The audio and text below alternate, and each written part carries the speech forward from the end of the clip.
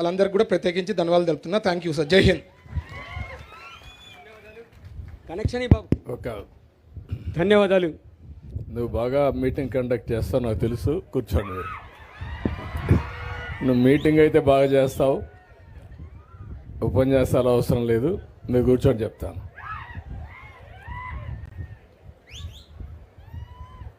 ఏ తమ్ముళ్ళు బాగున్నారా? ఏమమ్మా ఆడబిడ్డలు బాగున్నారా? మీరంతా ఏ పిల్లలు మీరు బాగున్నారా? Okay, good.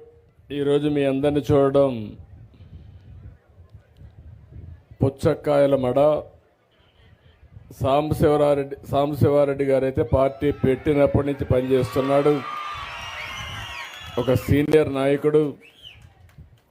అదే మరిగా మొన్నటి వరకు ఈ నియోజకవర్గంలో ఎమ్మెల్యేగా మంత్రిగా ఉన్నటువంటి కేఈ కృష్ణమూర్తి గారు, ఇంకో పక్కన ప్రభాకర్ గారు, ఇప్పుడు శ్యాంబాబు గారు స్థానిక శాసనసభ్యులు, ఒక సాధారణమైన కార్యకర్త నాగరాజు గారు ఎంపీటీసీగా ఉండి జాక్పాట్ మారిగా ఒకేసారి ఎంపీ అయ్యాడు.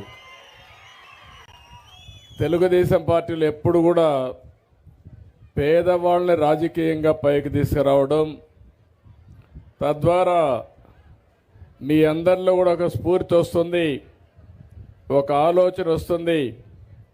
మొన్నటి వరకు మీ మధ్యలో తిరిగినటువంటి నాగరాజు గారు ఇప్పుడు ఎంపీ వచ్చారంటే అది తెలుగుదేశం పార్టీ పేదవాళ్ళ పట్ల, వెనుకబడిన వర్గాల పట్ల ఉండే అభిమానం, ప్రేమ అని చెప్పి నేను మీకు తెలియజేస్తున్నా. ఇక్కడికి నేను వచ్చింది మీ అందరితో ఒకసారి మాట్లాడదామని. మామూలుగా ఆర్భాటాలతో వస్తారు ముఖ్యమంత్రి అంటే. 5 ఏళ్ళు మీరు చూశారు, మీరు అప్పుడప్పుడు టీవీలో చూస్తూ ఉంటారు. అప్పుడు ముఖ్యమంత్రి వస్తే ఈ కొండ చెట్లన్నీ నరికేయాలి, పరదాలు కట్టేయాలి, బలవంతంగా ఊర్లో ఉండడందరినీ మీటింగ్కి తీసుకురావాలి, మీకు ఇష్టం ఉన్నా లేకపోయినా. మీ ఊర్లో మీటింగ్ అయితే ఈ ప్రాంతంలో అందరినీ పట్టుకొస్తాడు జిల్లా.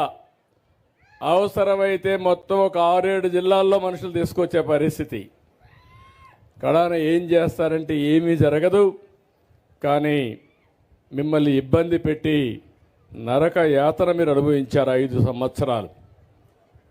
ఈరోజు నేను ఇక్కడికి వచ్చింది ఒక వినూత్నంగా ఆలోచించడానికి వచ్చాను, మీ కష్టాలు నేరుగా చూడడానికి వచ్చాను. ఇప్పుడే ఒక 2 ఇండ్లకి వెళ్ళాను. ఒకసారి మీరు చూస్తే చరిత్రలో ఎప్పుడూ ఏ రాష్ట్రంలో చేయని విధంగా 4,000 రూపాయలు పింఛనిచ్చే ఏకైక రాష్ట్రం ఆంధ్రప్రదేశ్ రాష్ట్రం. ఈ విషయం మీరు గుర్తుపెట్టుకోవాలి. మీరు పక్క రాష్ట్రాలకు ఎక్కడికి పోయినా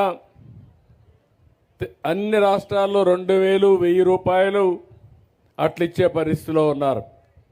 మన దగ్గర మాత్రం 4,000 రూపాయలు చేశారు. దీనికి కూడా ఒక చరిత్ర ఉంది, అందరూ ఒకసారి గుర్తుపెట్టుకోవాలి.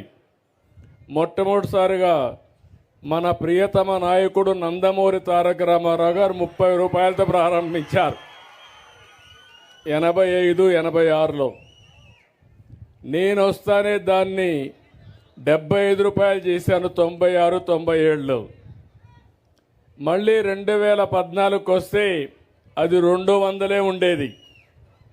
200 నుంచి 2,000 రూపాయలు చేసిన ఘనత తెలుగుదేశం పార్టీది 5 సంవత్సరాల్లో. మళ్ళా వచ్చిన ప్రభుత్వం 250, మళ్ళా అప్పుడప్పుడు ఒక 250, కడాన ఇంటికి పోయేటప్పుడు 3,000 రూపాయలు చేసి ఇంటికి పోయారు.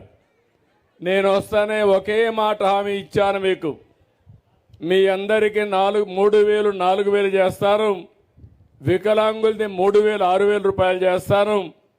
ఎవరైనా మరీ ఇంట్లో నడవలేకుండా బెడ్ మీదనే ఉండి ఇంట్లో ఒక వ్యక్తి ఆయనకు సేవలు చేసే పరిస్థితి వస్తే అలాంటి వాళ్లకు 15,000 రూపాయలు ఇస్తామని చెప్పిన మానవత్వం ఉండే ప్రభుత్వం తెలుగుదేశం ప్రభుత్వం.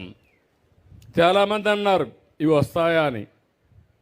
ఏప్రిల్ నుంచి ఇస్తానన్నాను, మీరు చూశారు. ఏప్రిల్లో నేను జూన్లో వచ్చాను, ఏప్రిల్ నుంచి వడ్డీతో సహా మొత్తం 3 నెలలు కలిపి ఒకేసారి 7,000 రూపాయలు పింఛనిచ్చిన పార్టీ తెలుగుదేశం పార్టీ.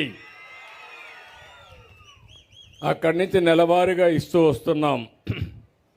దీనికి కూడా ఒక పేరు పెట్టాం, పేదల సేవలో. రాజకీయ నాయకులందరూ కూడా అధికార యంత్రాంగం మొత్తం మొదటి తారీఖు వస్తే నేరుగా మీ ఇంటికి రావాలి, మీ దర్శనం చేసుకోవాలి, మీకు పింఛనిచ్చి మీ కష్టాలు నష్టాలు నేరుగా చూసి మీకు అండగా ఉంటామని భరోసా ఇవ్వడం కోసమే ఈ కార్యక్రమాన్ని తీసుకొచ్చాను. ఈరోజు మీరు ఒకసారి చూస్తే ఇప్పటికే 12,508 కోట్లు ఇచ్చాం. సంవత్సరానికి 34,000 కోట్లు అవుతుంది.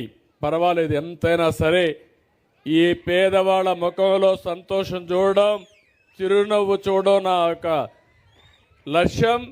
తప్పకుండా ఈ కార్యక్రమాన్ని శాశ్వతంగా కొనసాగిస్తానని మరొక్కసారి మీ అందరికీ హామీ ఇస్తున్నా.